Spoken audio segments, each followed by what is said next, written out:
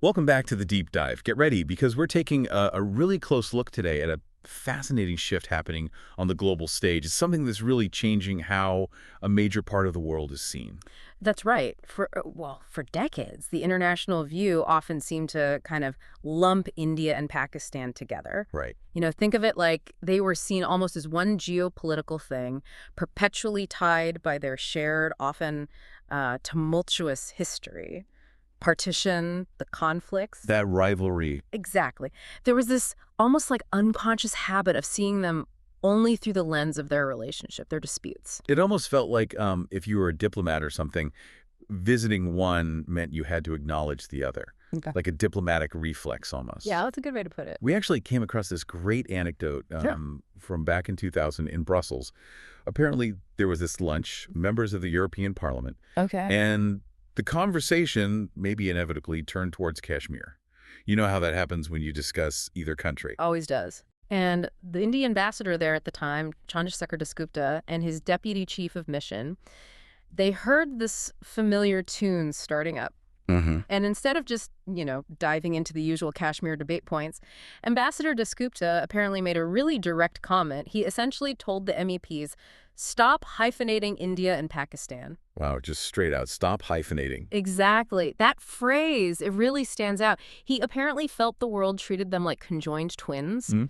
that you couldn't possibly engage with one without immediately having to deal with the other, as if they lacked independent standing on the world stage. And yet you fast forward to now, 2025, Yeah. and while maybe that historical hyphen still lingers in some people's minds, the reality, especially India's actions and, well, its whole posture, it just highlights such a stark divergence. It really does. The contrast now is, well, it's pretty dramatic. You look at India GDP soaring past $4 trillion.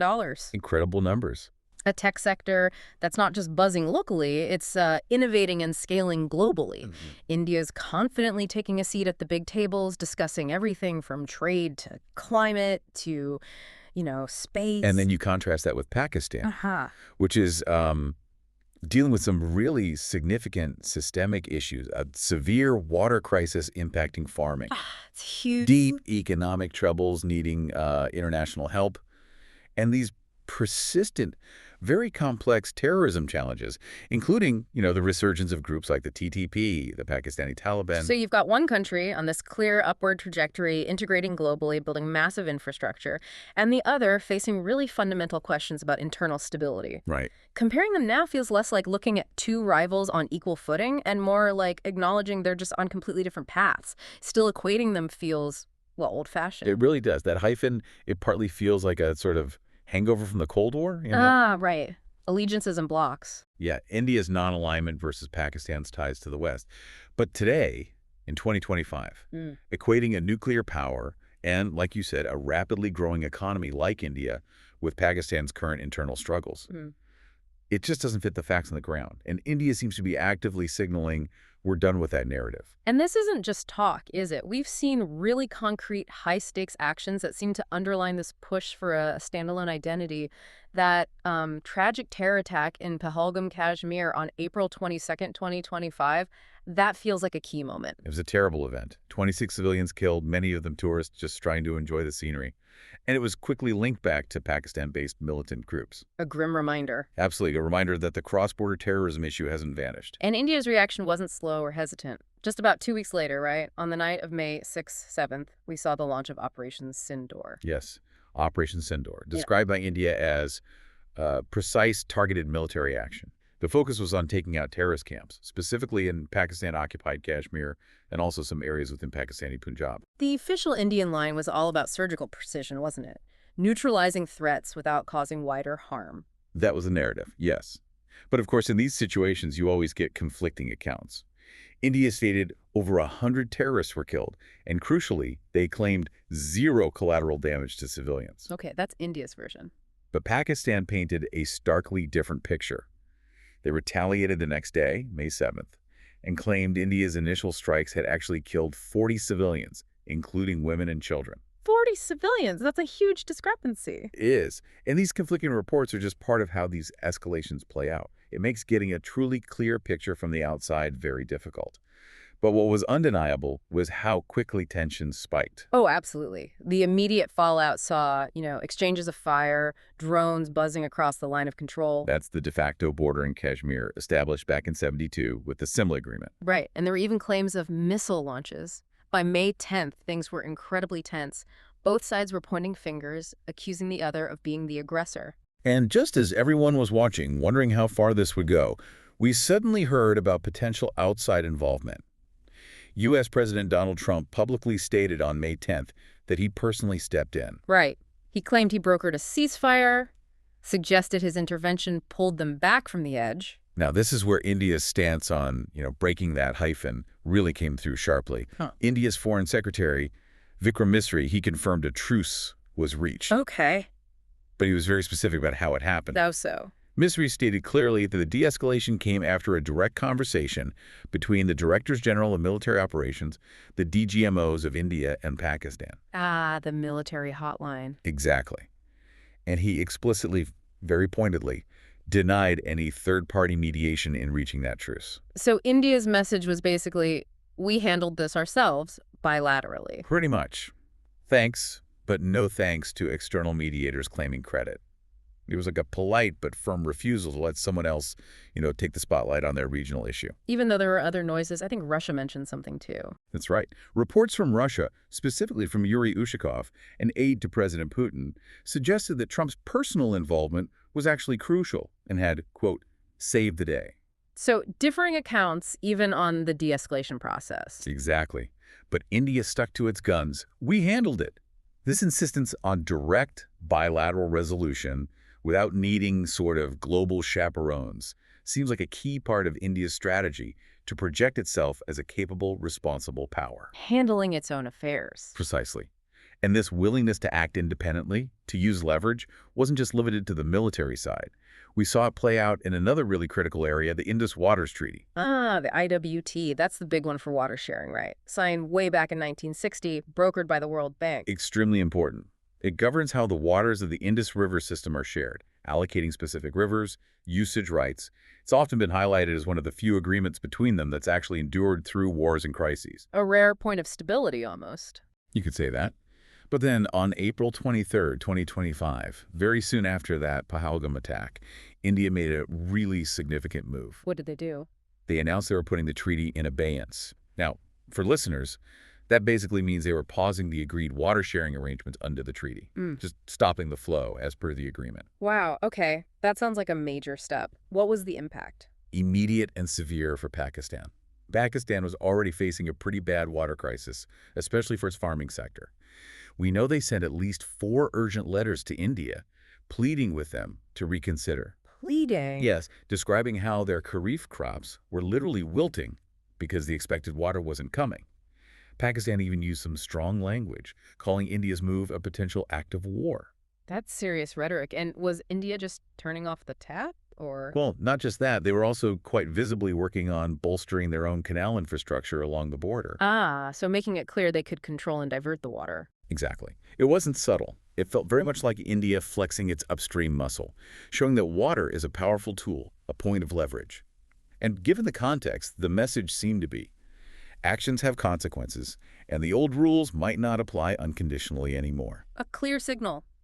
We have leverage, and we're willing to use it. Absolutely. So with tensions this high, both military and resource-based, both countries knew they had to sell their story to the world. This kicked off a pretty intense diplomatic effort on both sides. India seemed to go particularly big on this, right? A multi-party delegation. Yeah, a very extensive effort. A delegation that notably included figures like Congress MP Shashi Tharoor, visiting something like 33 countries. 33? That's a major diplomatic push. What was their main message? It seemed threefold. First, explain Operation Sindoor, justify it as necessary and precise. Second, rally international support for India's fight against cross-border terrorism. And third, maybe most importantly, signal this new, tougher stance that Pakistan would face, increasingly severe consequences for supporting terror groups. I remember Tharoor reportedly said something quite direct in New York. Yes, addressing an audience there around June 3rd, he apparently stated very clearly that Pakistan would pay an increasingly higher price for backing terror. So not just explaining past actions, but setting expectations for the future, projecting deterrence. And Pakistan obviously responded with its own diplomatic tour. Naturally, they couldn't let India's narrative dominate. They sent out their own high-profile team, led by former Foreign Minister Bilawal Bhutto Zardari, including others like Hina Rabbani Kar and Sherry Rehman. Familiar names in Pakistani diplomacy. Where did they go? Key capitals: New York, Washington, London, Brussels.